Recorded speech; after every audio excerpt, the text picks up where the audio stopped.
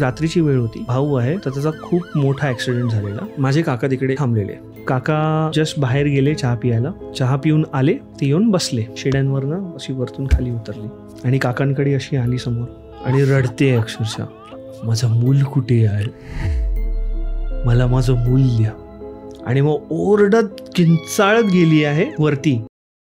जी story आहे ना, हा एक्सपिरियन्सेस माझ्या काकांना झालेला. मुंबई सेंट्रलमध्ये आहे. सो तिकडे झालं कसं, माझा एक भाऊ आहे वैभव, तर त्याचा खूप मोठा ॲक्सिडेंट झालेला. Okay. So he used to drive vehicles in all. आणि त्याचा ॲक्सिडेंट झाला, भयानक ॲक्सिडेंट झालेला. आता देवांची कृपा आहे, मी तर खरंच सांगेन स्वामींची कृपा आहे की तो वाचला. बिकॉज ज्या अपघातामध्ये जो अपघात झालेला ना, त्याच्या व्यतिरिक्त बाकी सगळे जे 18 की 19 लोक होते ती सगळी वारलेली. एवढा भयानक ॲक्सिडेंट होता. आणि त्याला लिटरली आहे ना, म्हणजे ते ट्रकवाल्यांनी रेस्क्यू केलं. आणि त्याला म्हणजे ते ट्रकवाले कसे असतात ना, ते कोणाचा ॲक्सिडेंट वगैरे झाला असतील ना, ते असतात तामझाममध्ये पडत नाही. ट्रू. ते लगेच तुम्हाला फेकतात बाहेर हॉस्पिटलच्या आणि कल्टी मारतात, निघून जातं तिकडनं. त्याच्याबरोबर असं केलं हाला, म्हणजे लिटरली ते नायर हॉस्पिटलच्या इकडे हे केलं, वॉर्ड बॉयला दिलं, या बघा भरून घ्या, आणि ते निघून गेलेले. So he was in a very critical situation. म्हणजे तो ICUमध्ये पण खूप दिवस होता आणि त्याची भयानक एकदम परिस्थिती होती.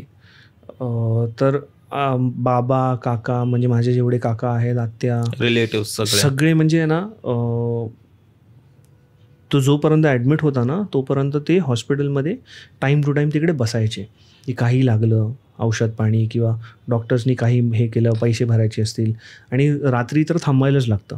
म्हणजे कोणाचाही रिलेटिव्ह असेल हॉस्पिटलमध्ये, तो अग्री करणार की तुम्हाला रात्री काही येऊ शकतं, रात्री कुठल्याही प्रकारची इमर्जन्सी येऊ शकते. सो एक रिलेटिव्ह असतोच तिकडे. सो माझे काका तिकडे एक रात्री थांबलेले. आता झालं कसं की I don't know whether this story is true, but हा एक्सपिरियन्स त्यांनी केला. आणि झालं कसं की रात्रीची वेळ होती, काका जस्ट बाहेर गेले चहा पियाला. चहा पिऊन आले आणि ते येऊन बसले. आता बसल्यानंतर आहे, एक बाई आली रडत रडत, शिड्यांवरनं अशी वरतून खाली उतरली आणि रडते अक्षरशः, माझं मूल कुठे आहे, मला माझं मूल द्या. बापरे. आणि काकांकडे अशी आली समोर, माझं मूल कुठे आहे, माझं मूल दे मला. तर काका असे, तेव्हा झोप आलेली. मला नाही माहीत गं, तू त्या दुसऱ्यानं विचार, आणि तू अशी काय फिरती आहे. काहीच रिस्पॉन्स नाही, अशीच फिरली ती आणि परत रडत रडत, माझं मूल गेलं आहे, मला माझं मूल द्या, माझं मूल द्या. आणि त्या लॉबीमध्ये फिरली आहे ती अक्षरशः, आणि मग ओरडत किंचाळत गेली आहे वरती. आणि मग एक कोणतरी वरतून पडतं ना, धडम करणं, तसा आवाज. आता तो आवाज ऐकून काका आदरले, हे झालं काय. तर लगेच, अरे कोणतरी पडलं आहे का. तर तिकडे जास्त म्हणजे लोक आहे ना थांबत नाही ICUच्या इकडे. तर 2-3 जे बाकीचे ॲडमिटेड पेशंट्स होते ते तर एकदम डाराडूर झोपलेले, तिकडे जमिनीवरती झोपतात. आणि तिकडे कारण का बसून झोप येत नाही कधीच कोणा माणसाला. सो मग हे टेन्शनमध्ये, हे आपले धावत आहेत, अरे कोणतरी पडलं, ही मूल मगत होती. ते तिकडे एक मॉर्ग आहे, जिकडे माणसांना, मेलेल्या माणसांना ठेवतात. राईट.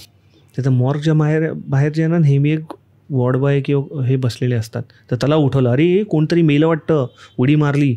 बोलतात कोण मेलं आहे. आणि ते थोडे पिऊनच असतात. बिकॉज कसं आहे ना, मॉर्गमध्ये ज्याला आपण काम करायचं असतं ना, तिकडचे जे बाहेर बसणारे असतात ना, वॉर्ड बॉयज वगैरे, नाईट शिफ्टला स्पेशली, ते थोडीफार पिऊन असतातच.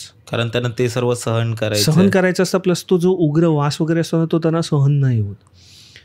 सो ते, अरे भाई काही नाही होते, ते कोण मेलं वेलं नाही, तिथे बाईचं आहे ना, ते भूत बघितलं असणार तू. वॉर्डबॉय बोलतोय, भूत बघितलं म्हणजे, अरे ती माझ्याकडे उभी राहून बोलली, माझं मूल कुठे आहे. तू बोलतो भूत आहे म्हणजे काय.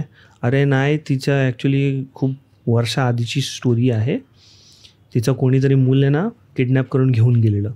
ओ आणि त्या ट्रॉमामध्ये तिला मूल भेटत नव्हतं म्हणून तिने याच बिल्डिंगमधनं उडी मारून जीव दिलेला. बापरे.